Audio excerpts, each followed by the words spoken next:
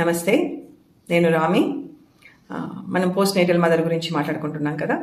So ఇప్పుడు why it is very essential. చాలామంది women ఏం చేస్తారంటే పూర్తిగా రికవరీ కాకుండా, హీల్ కాకుండానే డైలీ లైఫ్లోకి వచ్చేస్తారు. అలా చేయడం వల్ల ఫస్ట్ ఏమవుతుందంటే ఫిజికల్గా పెల్విక్ ఫ్లోర్ మజిల్స్ అన్నీ వీక్ అయిపోతుంది. క్రానిక్ బ్యాక్ పెయిన్ స్టార్ట్ అవుతుంది. అట్ ద సేమ్ టైం ఈ పెల్విక్ ఫ్లోర్ ఏరియాలో ఉన్న ఆర్గాన్స్ ప్రొలాప్స్ అవ్వడానికి కూడా అవకాశం ఉంటుంది, లూజ్ అయిపోయి. దీంతోపాటు ఎమోషనల్ బర్న్అవుట్ వస్తుంది. ఎమోషనల్గా, ఎందుకంటే అందులో నుంచి హీల్ కాకుండానే వెంటనే వచ్చేయడం వల్ల ఎమోషనల్గా కూడా బర్న్అవుట్ అయిపోతుంటారు.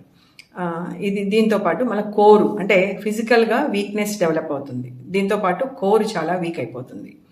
కొంతమందికి మెన్స్ట్రువల్ ఇర్రెగ్యులర్గా అయిపోతాయి. ఆ సైకిల్ ప్రాపర్గా లేకుండా ఇర్రెగ్యులారిటీస్ వచ్చేస్తాయి.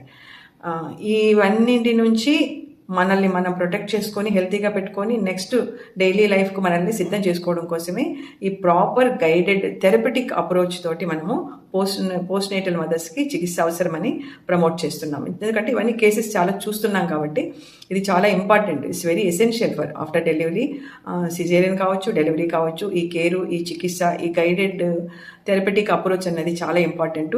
మీరందరికీ ఆ అవేర్నెస్ తీసుకురావడం కోసమే నేను ఈ పోస్ట్ నేటల్ గురించి ఇన్ని చెప్తున్నాను. సో మనం ఏమేం ప్రొవైడ్ చేస్తామనేది ఎక్స్ప్లెయిన్ చేస్తాను. సో ఐ హోప్ మీరు ఇవన్నీ అండర్స్టాండింగ్కి వచ్చి ఫాలో అవుతారని అనుకుంటున్నాను.